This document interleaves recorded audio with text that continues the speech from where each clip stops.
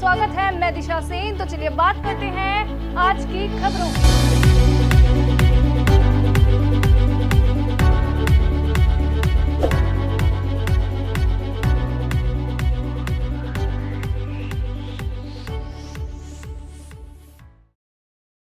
नमस्कार, BVM news में आपका स्वागत है। मैं हूं ममता बघेल। चलिए बात करेंगे खबरों की। अपाहिज पत्नी की 8 महीने पहले लोहे की रॉड से हत्या करने वाले आरोपी पति को कैंप थाना पुलिस ने गिरफ्तार कर लिया है। आरोपी की पत्नी दोनों पैरों से लाचार थी, वह उसकी सेवा करने से परेशान रहता था।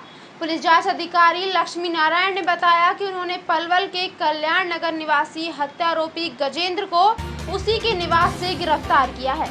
आरोपी मूल रूप से जेवर यूपी का रहने वाला है। आरोपी गजेंद्र ने 6 फरवरी को अपनी ही पत्नी कांता की लोहे की रॉड से हमला कर हत्या कर दी थी। हत्या का कारण आरोपी ने बताया कि उसकी पत्नी दोनों पैरों से अपाहिज थी और वह उसकी सेवा करने से परेशान रहता था, जिसके चलते उसने हत्या की वारदात को अंजाम दे दिया। तभी से आरोपी पुलिस गिरफ्त से फरार चल रहा था। पुलिस ने आरोपी से घटनास्थल की निशानदेही कराकर उसे रविवार को अदालत में पेश किया, जहां से आरोपी को न्यायिक हिरासत में भेज दिया गया है। पलवल के केएमपी एक्सप्रेस हाईवे पर सड़क के बीचों बीच खड़े कंटेनर में I-10 कार टकराने से कार सवार पिता और बेटे की मौत हो गई, जबकि मां बेटी घायल हो गई हैं। सदर थाना पुलिस ने घायल पीड़िता की शिकायत पर ट्रक के अज्ञात चालक के खिलाफ मामला दर्ज कर जांच शुरू कर दी है। पुलिस जांच मुकेश कुमार ने बताया कि रामा पार्क रोड निवासी रेखा ने शिकायत दर्ज कराई है कि शनिवार की शाम को वह अपने पति विनोद शेट्टी, बेटे विनोद शेट्टी, मनोज शेट्टी व बेटी मेघा के साथ I-10 कार में पलवल के केएमपी एक्सप्रेसवे हाईवे पर सड़क के बीचों बीच खड़े कंटेनर में I-10 कार टकराने से कार सवार पिता व बेटे की मौत हो गई, जबकि मां बेटी घायल हो गई हैं। सदर थाना पुलिस ने घायल पीड़िता की शिकायत पर ट्रक के अज्ञात चालक के खिलाफ मामला दर्ज कर जांच शुरू कर दी है। पुलिस जांच मुकेश कुमार ने बताया कि रमा पार्क रोड नगर निवासी रेखा ने शिकायत दर्ज कराई है कि शनिवार की शाम को वे अपने पति विनोद शेट्टी, बेटे मनोज शेट्टी व बेटी मेघा के साथ I-10 कार में सवार होकर केएमपी मार्ग से होते हुए कोकलावन धाम स्थित शनिदेव मंदिर जा रहे थे। चलो मैं बात करेंगे अगली खबर की। फरीदाबाद में निगम द्वारा 26 गांव को नगर निगम में शामिल किए जाने का मामला अभी शांत नहीं हुआ है कि नगर निगम का एक और कारनामा फरीदाबाद के लोगों के सामने आया है। बता दें कि नगर निगम अब ग्रेटर फरीदाबाद के सेक्टर 74 इलाके में डंपिंग यार्ड बनाने की तैयारी में है, जिसका विरोध करते हुए ग्रेटर फरीदाबाद सहित फरीदाबाद के 26 गांव के लोगों ने एक विशाल महापंचायत कर नगर निगम के इस फैसले का विरोध किया। महापंचायत में लोगों ने चेतावनी दी कि वह ग्रेटर फरीदाबाद के इस इलाके में डंपिंग यार्ड किसी भी कीमत पर नहीं बनाने देंगे, चाहे उसके लिए उन्हें कुछ भी क्यों न करना पड़े। ये तस्वीरें फरीदाबाद के मिर्जापुर इलाके की हैं, जहां पर ग्रेटर फरीदाबाद और नगर निगम में शामिल किए जाने वाले 26 गांव के लोगों ने एक विशाल महापंचायत का आयोजन कर ग्रेटर फरीदाबाद के सेक्टर 74 इलाके में डंपिंग यार्ड बनाए जाने का विरोध करते हुए एक महापंचायत का आयोजन किया, जहां पर नगर निगम के फैसले का लोगों ने कह रहे हैं कि हम स्मार्ट सिटी बना रहे हैं, स्मार्ट सिटी बनेगी, यहाँ पे अच्छे प्रोजेक्ट्स आएंगे, सब कुछ होगा, लेकिन ये स्मार्ट सिटी नहीं बना रही है, उसको दूषित एक शहर बना रहे हैं, जिसमें शहर के अंदर बीचों बीच मतलब ग्रेटर फरीदाबाद VIP एरिया जहाँ पे आप ला के डंप बना रहे हैं, क्योंकि इसलिए बना रहे हैं कि जी वहाँ MCF की ज़मीन खाली पड़ी हुई है इनके पास, उसको यूटिलाइज़ करना तो और बहुत सारे तरीके हैं उसको यूटिलाइज़ करने का।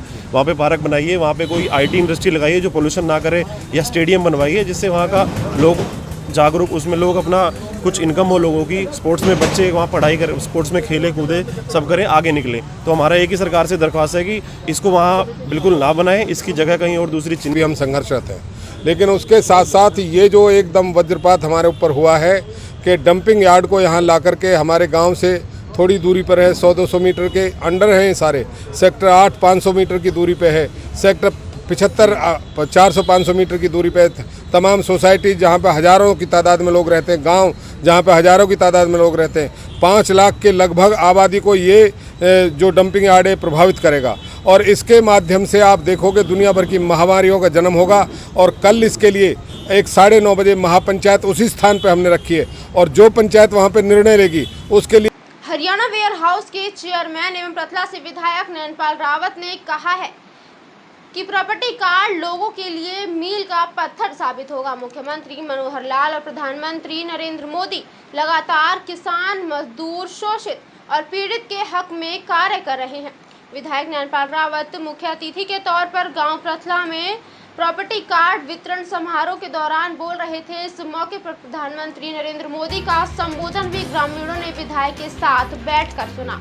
इस मौके पर उन्होंने कहा कि प्रॉपर्टी कार्ड से लोगों को लोन लेने में भी आसानी होगी और अब उनके रोजगार में भी इजाफा होगा।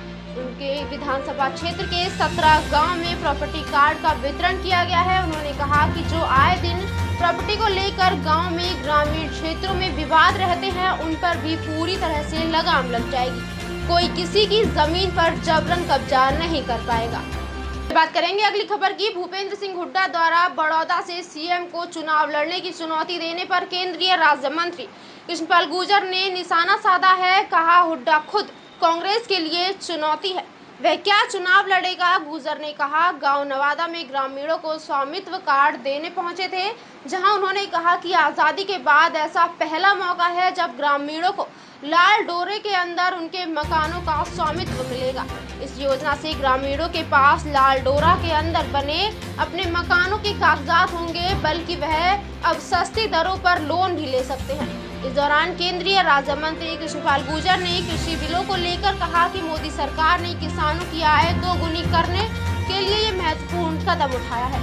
अब किसान खुले बाजार में अपने फसल को बेच सकते हैं। कांग्रेस और कुछ दल इस बिल का विरोध कर रहे हैं। इसके अलावा उन्होंने कहा कि बड़ौदा का चुनाव भाजपा जीतने जा रही है। ऐसे में जितने भी नेताओं ने अपनी दावेदारी जताई है, उसका फैसला केंद्रीय नेतृत्व करेगा। देश के गांवों में बसने वाले लाल डोरा के अंदर ग्रामीण भाइयों और बहनों को उनके स्वामित्व योजना का शुरुआत की है। आज हम लाल डोरा के अंदर रहने वाले ग्रामीण भाइयों और बहनों को रजिस्ट्री कराकर उनको मालिकाना अधिकार देने का काम किया है। और ये रजिस्ट्री के बाद मालिकाना अधिकार मिलने के बाद ग्रामीण भाई बहन भी उसी तरह बैंकों से मकान के लिए, दुकान बनाने के लिए या कुछ और बनाने के लिए सस्ती दर पर कर्जा बैंकों से मिल सकता है, जो दूसरे शहरों में बसने वाले लोगों को या कॉलोनियों में बसने वाले लोगों को मिलता था, जहाँ रजिस्ट्रियाँ होती थी। आज़ादी के बाद पहली बार देश को एक ऐसा प्रधानमंत्री मिला है जिसने देश के ग्रामीणों के बारे में, देश के किसानों के बारे में बात करेंगे। अगली खबर की। हरियाणा के परिवहन एवं खनन मंत्री मूलचंद शर्मा ने मिशन जागृति संस्था द्वारा बल्लभगढ़ की तिरखा कॉलोनी में राजकीय प्राथमिक पाठशाला के अंदर बनाए गए आत्मनिर्भर सिलाई केंद्र पर संस्था का आभार प्रकट करते हुए कहा कि समाज में संस्थाओं द्वारा इस तरीके के अच्छे कार्य अंतिम छोर के व्यक्ति के लिए बहुत ही फायदे का सौदा होता है। परिवहन मंत्री ने कहा कि ये वही तिरखा कॉलोनी है जहां लोग मूलभूत सुविधाओं के लिए तरसते थे, लेकिन हरियाणा के मुख्यमंत्री मनोहर लाल के नेतृत्व में ये कॉलोनी डिटोनिफाइड की गई और लोगों को उनके मकानों का मालिक बनाया गया।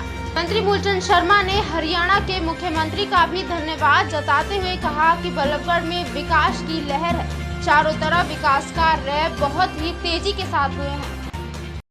कहीं धन काम करता है, कहीं आस्था काम करती है, कहीं लोग मेहनत करके उसको आगे बढ़ा देते हैं।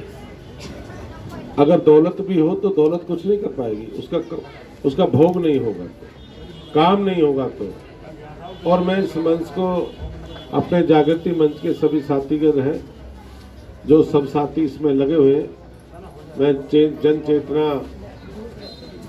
जन संवेदना जागृति मंच है, मैं पदाधिकारियों को बहुत बधाई, बहुत मुबारक। उन्होंने हमारी तिरखा कॉलोनी को चुना और तिरखा कॉलोनी वो करता है। तिरखा कॉलोनी आज सड़क की बात है, पानी की बात है, सिलाई सेंटर की बात है, साफ और सफाई की बात है कि मुझे इस बात की खुशी है कि तिरखा कॉलोनी एक बहुत बड़ी मझधार में थी। अब बात करेंगे गुरुग्राम की। साइबर सिटी में जनरेटर नहीं चलने के आदेश उद्योगपतियों के लिए परेशानी का सबब बनता जा रहा है। उद्योगपतियों की माने तो सरकार को जिला प्रशासन को पहले बिजली की समस्या को दूर करना चाहिए, उसके बाद ऐसे आदेश जारी किए जाने चाहिए। सेक्टर 37 इंडस्ट्रियल एरिया के वाइस प्रेसिडेंट के गांधी की माने तो जनरेटर सिर्फ लाइट जाने पर चलाए जाते हैं, लेकिन साइबर सिटी में चलने वाले डीजल ऑटो 10 साल पुरानी डीजल गाड़ियां जो कि प्रदूषण की सबसे मुख्य वजह है। इसको लेकर जिला प्रशासन के पास कोई ठोस योजना ही नहीं है।